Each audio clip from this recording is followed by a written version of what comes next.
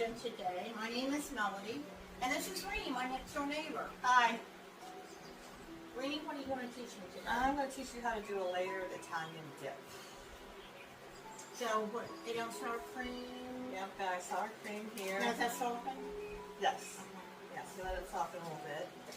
I usually stick it in a bowl, and it calls for mixing it with 1/4 cup or so of grated Parmesan cheese. I didn't have grated, so here's shredded. Do whatever you want. Yeah. And then you just mix that together really well. Now, how much does this make? Does it make? Oh, okay. Makes a pie plate full. Have you made much of this before? Oh yeah, a friend of mine brought it over first time, and it's like everybody went crazy over it. So I started making it for when I go to people's houses for Like when you take dishes. potlucks or whatever. And is that okay up there? Okay. All right, so we get this mixed around. Maybe. You just use a pie plate size. Now, you can use a smaller pie plate and have it thicker, or no? Well, why don't you wait and see how it comes out if you want it thicker, because we're going to add more things in here, so you don't want it to overcome. Oh, you put everything right in the pie plate then? Right. So you don't have any dishes? Right. Okay. I mean, That's I don't easy enough. really even need this bowl, particularly, but I thought I did. But don't you think it's easier though to, or no? So what, to mix the cheese and the sour cream in the bowl? No? No? Yeah, I do. It makes it less messy in the bowl. And then you just spread the, Now, could you take a mixer to this? I wouldn't. No. No. Now, as far as what you're going to do with it after it's done, No. It keeps in the fridge for a while. You can reheat it. I've made this several times for our family's Thanksgiving. When we have snacks and stuff. You just kind of spread it evenly around in the pie plate. So you have a good base. Okay. now, can you vary the ingredients in this, or have you ever, or no? The only thing that I have varied is whether to use, first time I had it was with roasted red peppers, and that was fine. And then, I love roasted red peppers. And then I ended up using, down the line, sun-dried tomatoes, Which one do you like the best? oh, I don't have it. So the next thing you're going to use is, what do you got? 1/3 of a cup of, I use classical basil pesto sauce. Now, did you make this, or is it bought in the I store? bought it in the Okay. store. No, that's fine. No, that's fine. The And- easier the better, you know? And I don't adhere strictly to recipe amounts, right? A little bit Yeah. more, a little bit less. I do, but you just bring that out and spread it around. But don't you think that a recipe is just a guide anyway? Yeah, for me anyway. Because you can make it your own. You can make any recipe Exactly. your own. I mean, if there's another sauce you want to put on here, whatever. You just kind of spread that around. Now, with the roasted red peppers, you can...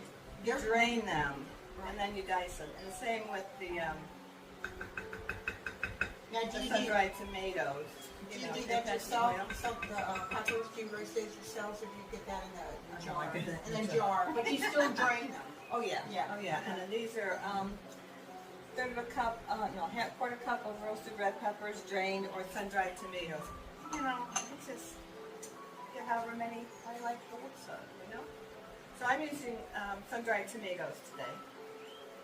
Rene entertains a lot, and she goes to a lot of events, so she's good at all of this kind of stuff. Just kind of bring it around. And they're pretty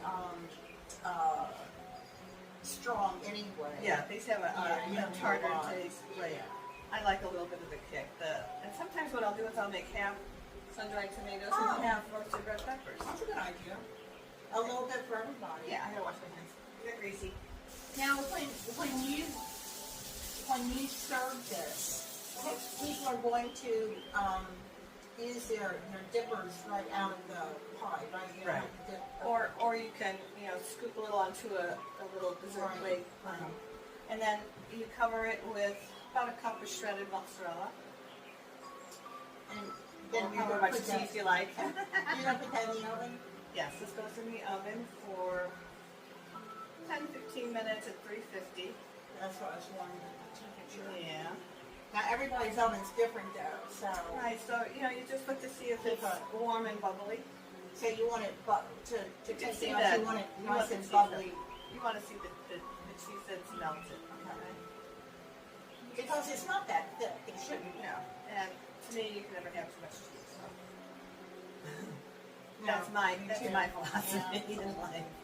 Okay. Now, have you ever thought about putting oregano or any kind of seasonings on top of that, or no? I'm not, but that's a good idea. You could.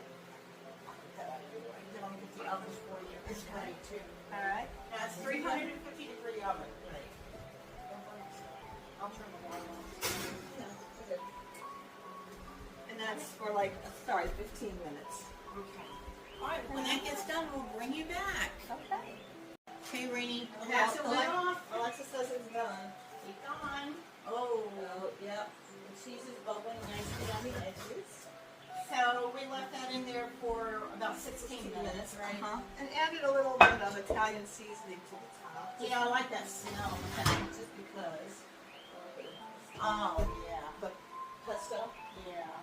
So this is what it looks like when you bring it out. We're going to let it sit for a couple of minutes to let the cheese settle.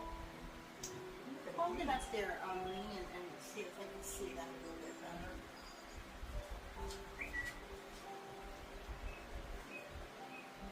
See around here, you see the cheese would be bubbling in the oven and it's golden. It looks amazing.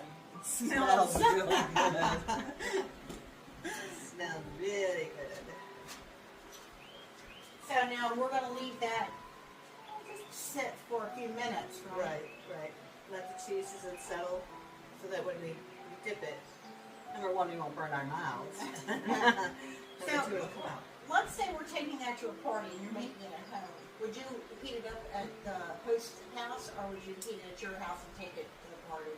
I would do it at my house and take it to the party just before I left, and then put it in, I have one of those insulated bags. Oh, okay. So you just Now want keep it warm. You just Yeah, want we it just warm, want it warm. basically. And this warms up. I mean, you can refrigerate whatever you don't use. And then what I've done in the past is just scoop out a little portion if I want to just eat it by myself, and 2 seconds in the microwave to just warm it up again. And Okay, so you can put it back in the refrigerator. absolutely, Okay. absolutely, yep. So it's really a really forgiving dish. Can we try it? Sure. Okay. All right, we'll try. Oh my God, my mouth is watering. Gotta be a cheese lover. Would fontina cheese go good in that? Yeah, that's a really nice melty cheese. I suppose if you wanted to experiment, you could. You've got your pesto and your tomatoes. You know, peppers, roasted red pepper, they would look good in that. Oh, And I serve it with pita chips, wheat thins, crostini, bread, whatever you want to serve it with. Works well. I think I might have gotten a little carried away on the mozzarella today. Oh my God. Don't burn your tongue, woman. That is really, really good. Now cream cheese. With the parm in it. It's good, right? You know what would be good with this also? Bacon bit, sprinkled bacon bits in there. Yeah, I guess you could do all sorts of things. Uh-huh. You're a much more creative and experimental chef than I am. I just go for it. No. What do you think? I like it. Do you like the Italian seasoning on top? Mm-hmm. I do too. Gives it a little bit of a zing. I think I would have put more sun-dried tomatoes in there. Or roasted red peppers.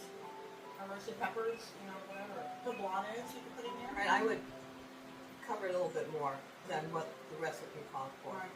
I measured it out just to try and be, you know, Well, like a cooking channel. people can make it their own. Exactly, exactly. Okay, well, And like I said, sometimes I put half red peppers and half tomatoes on it, so. well, I think this is a special dish. And you're going to have to do your banana bread for me too. The one that you usually put the coconut and berries and all of that. Will you do that for me too?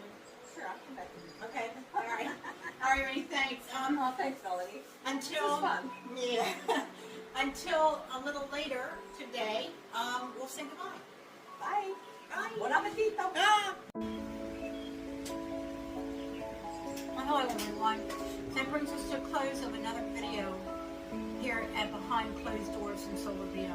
I want to thank from the bottom of my heart my dear friend and neighbor Rene for bringing over her recipe and also all the ingredients that goes in it. The cream cheese that we use, as well as the Parmesan cheese, and then the basil pesto, the sun-dried tomatoes. It was just awesome. It really is a tasty dip or appetizer, however you want to look at it. And you can make that yours with other ingredients such as roasted red peppers, green peppers, poblano peppers. Make it yours. We're going to say goodbye for now. I just hope that you take care of yourself, your friends, your family, and your loved ones.